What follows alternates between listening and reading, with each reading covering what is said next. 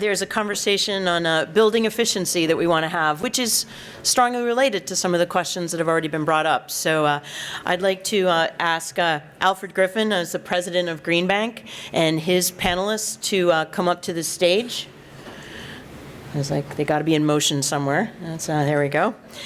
And to introduce us to Con Edison, I'd like to invite up Matt Ketchke, who's the Vice President for Distributed Resource Integration at Con Edison. So Matt, glad to have you join us today.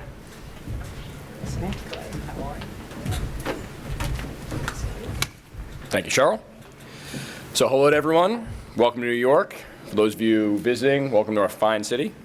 Con Ed serves the world's most dynamic and demanding marketplace. We operate two regulated utilities, Con Edison and Orange and Rockland. Con Edison serving New York City and Westchester County, and Orange and Rockland serving Rockland and Orange counties in New York State. We also own a competitive energy business that focuses on large-scale renewables and projects in the energy services area. Con Ed serves over 10 million customers in New York City, Westchester County, and Orange and Rockland counties. And we provide electric, gas, and also steam service in Manhattan. We're here today to learn about the future, specifically how energy will be generated and delivered differently in the future, and how REV will establish the state going forward and the evolution. We see how the energy world is driven by new customer and engagement and new customer-centered technologies, and we're welcoming it. Con Ed shares the goals of our clean, safe, sustainable workplace and place to live for all of our customers. We are committed to facilitating growth of renewables both in New York and across the country. Demand for solar is growing rapidly. Last year we saw a doubling in the solar projects from our history. We're committed to helping customers across the region connect to the grid. And on the competitive side, our Con Ed development company is the 6th largest owner of solar assets in the United States. In 2013, Con Ed developed a technology solution that allows large distributed solar projects to feed directly into our distribution networks, making us the first utility in the United States to do so. More than ever, customers are looking to manage their energy costs and are seeking to become active participants or prosumers. They want renewable solutions that are wide-ranging, such as advanced building management systems, thermal and battery storage, controllable thermostats, and efficient lighting and appliances. As the distribution system platform provider, we need to give customers what they want. We also have to make sure these distributed energy resources are integrated into our networks in a manner that ensures we continue to provide safe, reliable, and cost-effective energy delivery services. Also on our horizon is advanced metering infrastructure, or AMI, and advanced distribution management systems that will help facilitate these changes.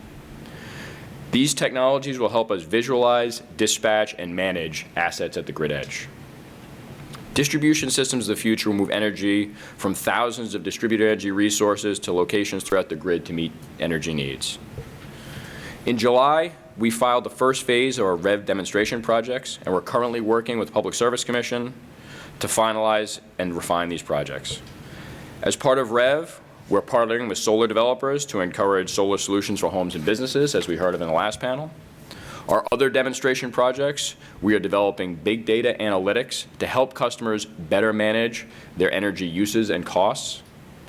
And finally, we're developing a new web-based portals to offer customers more information about their energy uses and access to more energy choices to engage customers further.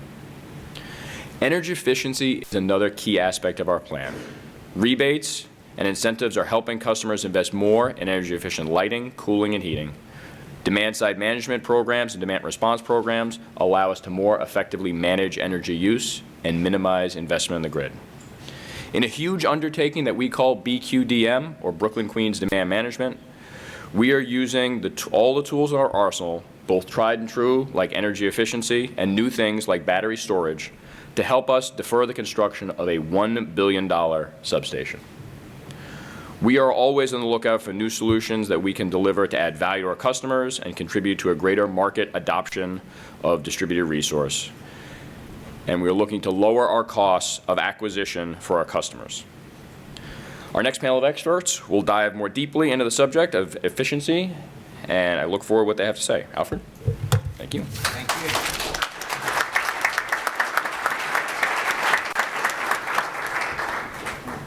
Good morning, ladies and gentlemen. I'm Alfred Griffin, president of the New York Green Bank.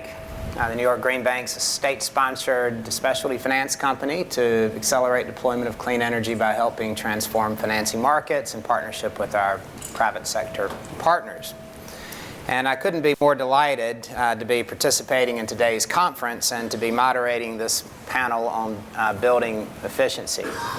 We all know that it's, at least people trafficking in this conversation, which I think everybody in the room is, that it's the low-hanging fruit.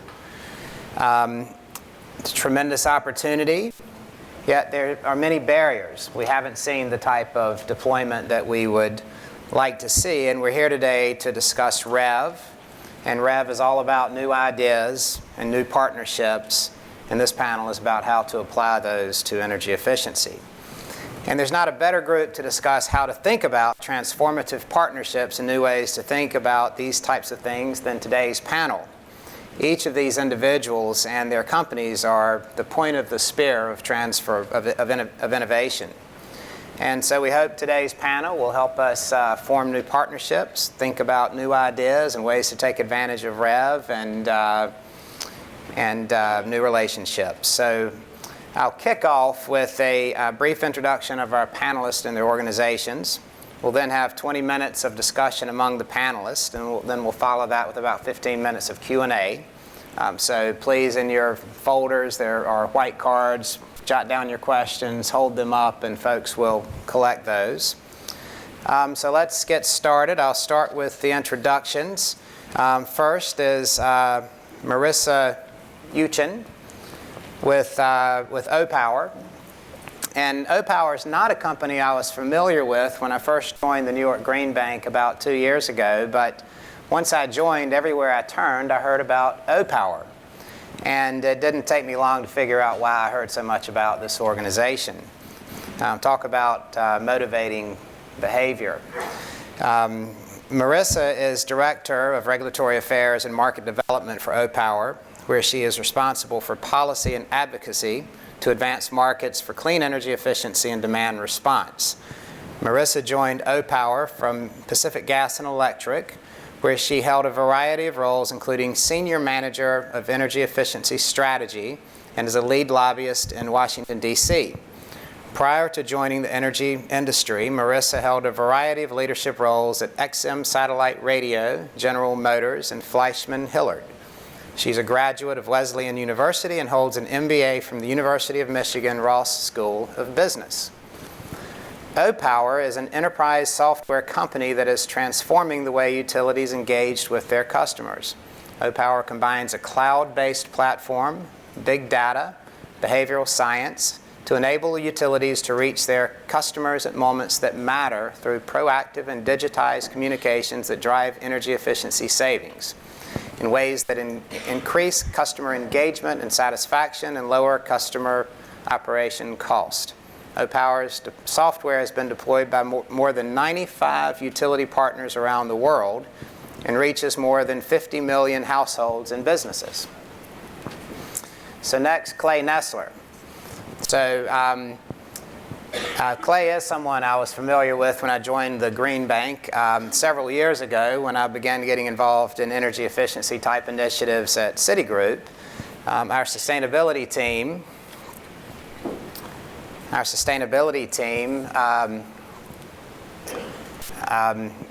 immediately would say, well, if you want to learn more, if you want to understand the business, talk to Clay Nesler. So Clay is VP of Corporate Sustainability for Johnson Controls, where he leads Global Environmental Sustainability Council. He's had a lot of different roles, holds a BS and MS degree in mechanical engineering from Illinois at Urbana-Champaign, and has been the winner of the 2005 Coronet Global Innovators Award, the 2012 Verge 25 Award, and is co-inventor of 12 U.S. patents. I think we all know Johnson Controls. JCI produces products, services, and solutions that increase efficiency and lower operating costs in buildings for more than 1 million customers, and they operate all around the world. So Andy Frank at SEALD. I've enjoyed getting to know over the last few months what SEALD is up to, and again, I think Andy as well is tip of the spear in how to manage energy efficiency and behavior. SEALD is a New York City startup. Prior to founding, Andy ran business development at Efficiency 2.0, which was another efficiency startup in New York City that was acquired by C3. SEALD is the first company to directly monetize energy savings from home energy improvements in single-family homes. And they do this by replacing customers' utility bills with a single SEALD bill guaranteed to be lower than normal. SEALD is unlocking the 75% of energy savings that are left on the table today because homeowners do not believe they are real. So we'll hear more about that. So those are our panelists. Those are the companies we're here representing. So let's kick off with REV. So REV is all about new models and new partnerships. And I think some of you have made REV proposals or have for demo proposals, or may have other new ideas that fit into that model that you're excited about.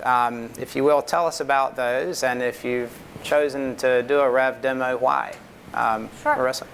I'll start. We're glad to be partnering with 2 utilities, actually, for their REV demo projects, which are still under consideration at the PSC.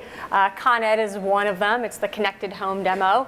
And the idea, this is very similar to what you heard Richard speak about in his opening comments today. How do we bring information, a platform of information and engagement to customers such that they understand their usage and then understand what products are relevant to them, and how do we help make that connection with the DER providers so that they can find the customers and that we lower that transaction cost, lower that acquisition cost for the DER providers. So that's one. We're really excited about that one. And another one is the Clifton Park demo with National Grid. The idea, and I know Andy will talk about this one as well, the idea, how do you engage customers around AMI adoption and get them to better adopt their DER opportunities, efficiency, DR, solar? Yeah, so SEALD is, as mentioned, is also a partner with National Grid on the proposed Clifton Park project. And really for us, what was interesting about getting involved, and we're not a company, frankly, that typically partners with utilities. We normally go straight to consumers.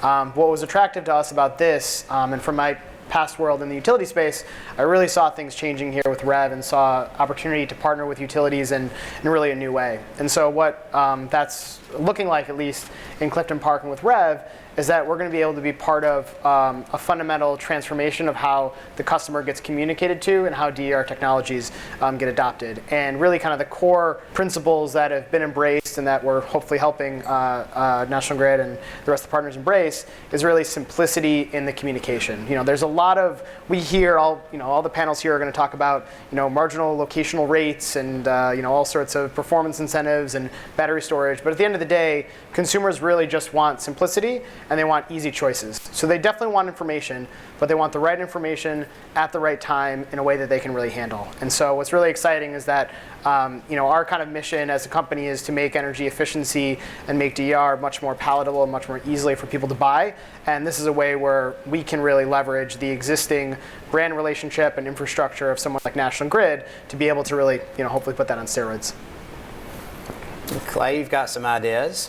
Yeah, a couple ideas. We're involved in a couple of the New York Prize projects, community studies, and we're certainly interested in participating in a demonstration project. I still have a little red mark on my chest where Richard put his finger there and said, that's a great idea, that should be a demonstration project. So we're here kind of shopping around for partners, a demonstration project. I'm surrounded by residential energy efficiency folks, sort of the lone representative of commercial and institutional here. We do, through our Institute for Building Efficiency, a study every year. And last year, we started adding questions about distributed energy resources, storage, things such as that. We were actually shocked with the results. Over the 7 years we've been doing the study, the interest in green buildings has gradually risen to the point now where 2/3 say they either have a green building or they're going to certify a green building in the future. That's the exact same percentage of organizations that said they're going to have a net zero energy building in the future. Over half said they expected to have a facility that'll operate off the grid. That doesn't mean they'll always operate off the grid. It doesn't mean they're defecting, but they clearly want that capability. Zeroing in on New York, one of our biggest markets is the K-12 school market. In Long Island, we've done 60 school districts, 400 schools, $350 million worth of energy savings for those 60 school districts, which is about half of them using energy performance contracting. Neat vehicle where the energy savings actually pays for the infrastructure improvements. When we talk to those school districts after Hurricane Sandy, they have had the Walgreen experience that we heard about in the previous panel, right? I have solar on my roof, I have a hyper-efficient building, I have modern controls, and my lights didn't go on. Wouldn't it be great if every school in the state of New York during a weather emergency or some other severe event actually had lighting, was zoned such that part of the school could be used as a community resource center, had the air conditioning that it needed in that area, could recharge cell phones, had refrigerators for medicine? Well, that's certainly technically possible. Given a transfer switch, the lights would have come on, and given some proper design and a little bit of energy storage, we certainly could have kept those schools up and running for a number of days. The real question is, how do we monetize all the benefits that these resources in these projects could achieve, and then figure out regulatory models or other ways for utilities to participate. We do projects in other sectors all around the country, military bases, Fort Bliss, Fort Carson, Fort Buchanan, net zero energy, net zero water, microgrids. It's obvious why the Department of Defense wants this kind of capability, why they need that kind of resiliency. They're also looking for sustainability. They put the infrastructure in. We're now putting electric storage batteries. By the way, in addition to air conditioning and controls, we're also the largest battery manufacturer. You probably have one in your car. It's called Die Hard or Walmart or Interstate. But we also make lithium-ion batteries, and they're starting to make their way into buildings and campuses as part of these performance contracts as well. Integrating these technologies through that contracting vehicle could really improve sustainability and resilience for many, many C&I customers. Well, one of your points you made, Clay, and I think it's a point, Marisa, I think you've certainly thought about is sort of demand response, non-wires alternatives to traditional transmission and distribution infrastructure. How can we think about energy efficiency in the same way? Sure. So you talked about energy performance contracting. Utilities oftentimes think in terms of power purchase agreements. So how do you take efficiency as a resource and enable a utility to use it similarly? First of all, you have to be able to measure energy efficiency, and that's oftentimes what is discounting energy efficiency within a utility, right? I come from a utility, I know that we tended to do that. You have to be able to measure it, and a lot of times efficiency is around modeling and projected savings. So you need real ways to be able to measure using meter data to ensure the accuracy and the true realness of the energy efficiency. At Opower, we used randomized control trial, very similar to what you would do at a drug trial, right? And we're effectively isolating to ensure that we know the proven energy savings coming out of the behavior change of customers. So that's one, is being able to actually measure it. And the second piece is really being able to price it accurately. So what are the elements or the attributes that you're looking to get out of efficiency, and how do you put a price tag on those? So historically with the PPA, utility would probably just go do an RFP and then come the offers. Same concept can work. You just have to value the elements of efficiency, whether it's the energy savings or the capacity benefit or the T&D benefit, and then package it in a way where the utility can confidently buy it. So the way we work with utilities, we believe we can structure in that same sort of vein to ensure kind of that performance-based approach to efficiency. And I think, Andy, what I heard you say in your intro, you probably are likely feel like you can go down that path as well. Definitely, yeah. Yeah, so Andy or Clay, you have a... Yeah, one comment. That's where I think perhaps work in the C&I space, commercial buildings, can have an advantage. A project that we did here in town, you might have heard of a small building called the Empire State Building.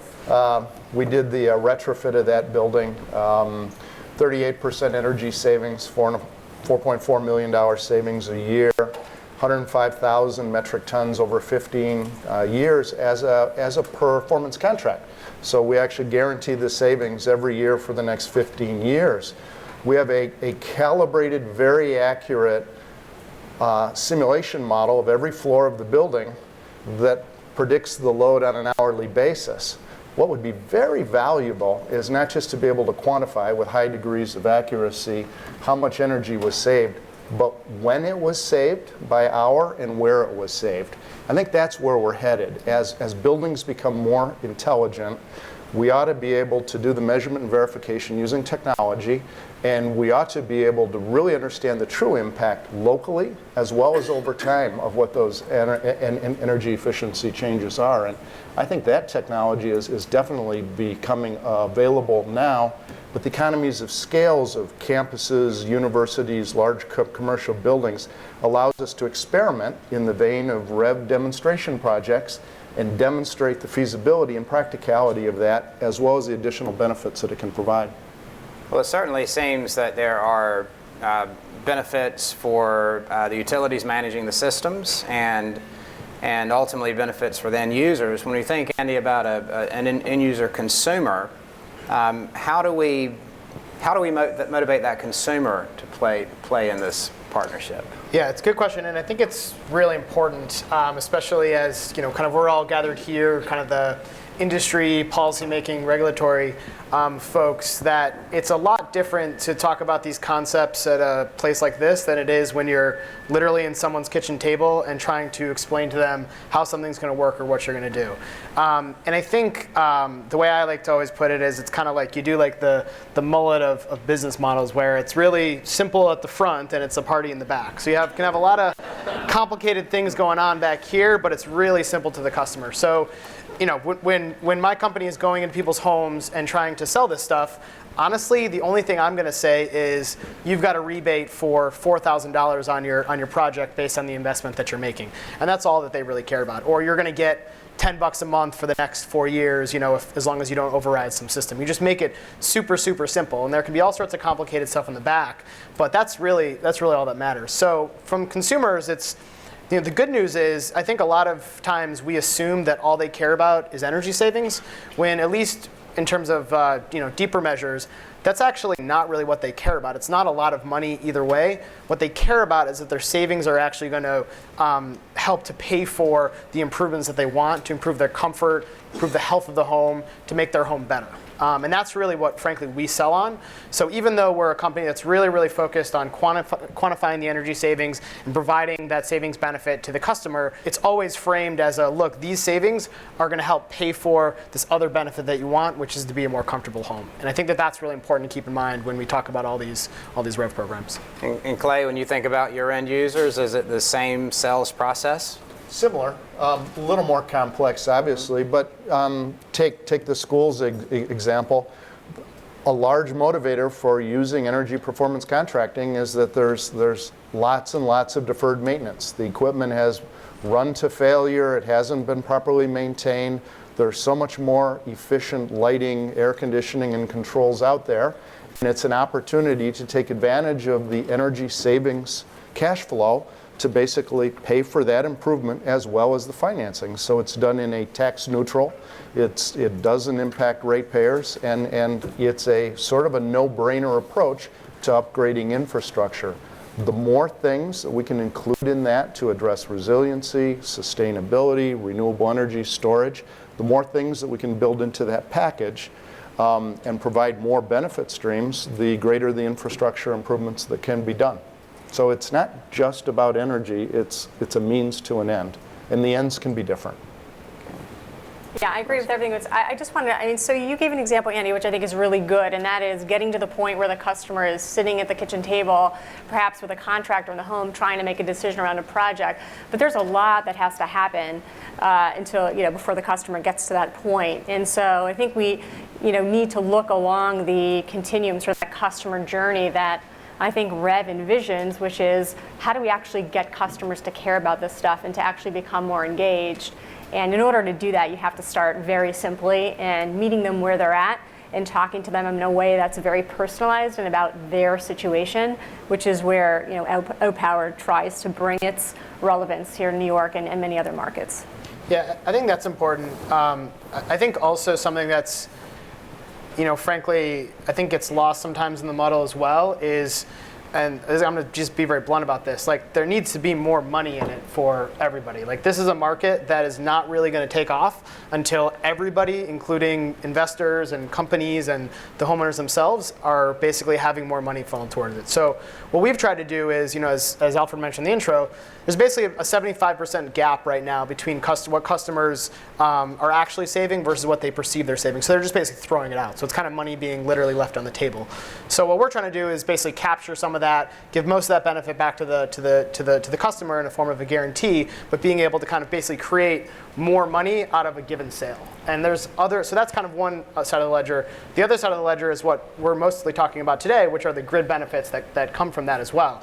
And today, my customers, frankly, are getting paid pennies on the dollar for the grid benefits that they're creating with their investments. So when they go and they make these investments, they're not being paid a lot of money for what that's actually worth because of the way that, partly because we're not sure how to quantify the savings, so you can't bring that to the regulatory structure in the same way, or utilities can't buy it in a PPA.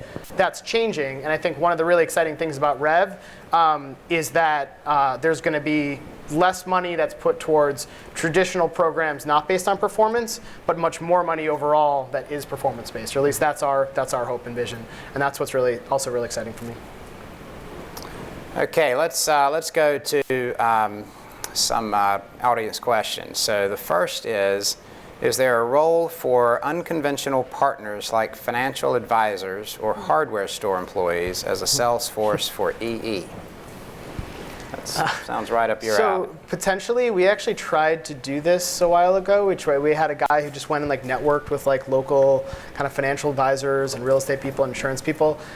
It can work, but it's kind of a tactic. It's kind of how much do you want to invest in that channel versus any other channel. A lot of, frankly, the way that we get our customers today is we pay college kids a pretty good wage to go knock on doors, and that works. So if I can work with financial advisors and have them be a sales channel for me or a marketing channel, awesome, but it's just kind of what works or what doesn't. Okay, this is for Marisa and the group, but I guess pointed to you, Marisa. Asking, can you expand further what it would take to use efficiency as an asset that could reduce capacity and power supply costs? Well, let's think about energy efficiency in general, right? It lowers usage overall. It also lowers peak load overall, generally speaking, depending on what the resource is that's being used less or more efficiently. So all of those savings have a value to them. So the question is, how do you value them, and how do you make sure that the utility is seeing that value, and how do you ensure that the customer is seeing the value from it as well? I'm not sure if that's addressing it, but you've got to be able to value the resource appropriately and then price it effectively and ensure that everybody's sort of getting their piece of it. Okay. Do you see energy efficiency services being further commoditized, similar to other maturing industries? If so, can EE service companies change the commoditization of industry? So do you see it being commoditized? Yes. I think it's a couple-step process. I think the final step is what we've talked about a lot, which is you have advanced meters and you're able to tell exactly the right time where it's going, et cetera, et cetera. But I don't think that needs, we shouldn't wait until that infrastructure is in place, until that happens, to be able to do it. I mean, it's very simple right now. Like today, utilities are valuing in the regulatory process the value of an avoided cost of kilowatt hour, avoided cost of therm, there's greenhouse gas markets, all that good stuff. It's very it's relatively simple to basically take the data that we already have and get closer to that market basis, as long as you're able to have, basically get within spitting distance, essentially. And then as you get better and better, you can get closer and closer to the true value. But it's really just reorienting around giving kind of rebates based on products or based on installations to giving a rebate or an incentive based on energy savings or the best proxy for energy savings. Clay, what are your thoughts? Yeah, I think commoditization might be a stretch in the C&I sector. Commercial buildings are very different, very complex. Even a lighting retrofit is never exactly as it appears on first blush. The market is certainly maturing, though. We've been at this quite a while, and I think what we're seeing is the use of tools and analytics and data to streamline the process. Being able to do virtual audits, being able to look at energy history, project what the potential savings are, identify the individual improvement measures. There are a lot of shortcuts and streamlining and efficiency that we see in commercial building retrofits and energy efficiency projects, but not yet a commoditization, to be sure. Yeah, data is really important. Yeah, absolutely. I think how you get the customer to the point of doing it cannot be commoditized because we're all different. But I do think that assuming you can measure it and there's the data, you can get closer to that. And you just need certainty that in general, if you've got sort of a bell curve, on average, you're going to see a typical project of some type will save some X amount of energy on average. And how can the utilities help with that? Well, you need scale for sure because you need the data, you need the proof, and enough results to do it, and you need the data. So whether it's AMI, which is always more helpful in anything you want to do, you can just analyze it that much better and gather that much more insight out of what's happening on the grid and with the customer. But you need enough data to really be able to develop a model or prove it out.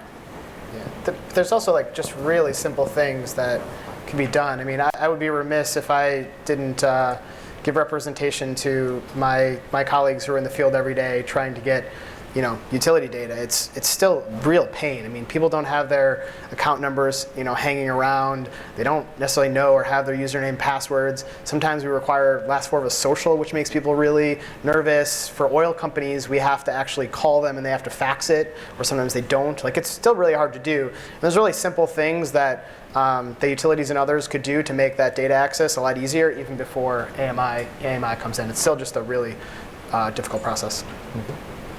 Sounds like a REV project to me. I might sit that one out. So are there must be a golfer in the room, I think. I don't know. Are there ways to make the energy efficiency mullet even simpler, i.e. with standardized packages for residential customers? I think so, yes. Yeah. I mean, I'm the mullet guy, so yes. I think so. Yeah, I mean, utilities have offered programs for many years, and I think they have proven the types of things that generate adoption and how you actually get customers to adopt it. So, yes. And Clay, I mean, I know the folks on the finance side are always saying only if we can just have more standardization. You think that'll ever happen on the institutional side? It's very challenging on the institutional side, unfortunately. Every building is different. What we find is that it's not just that every building is different, but the timing of these interventions is critically important. And there's a lot of financial innovation. There's a new financial model proposed about every month. Energy efficiency, PPAs, PACE, on-bill financing. There are, in some years, probably more models than projects, okay?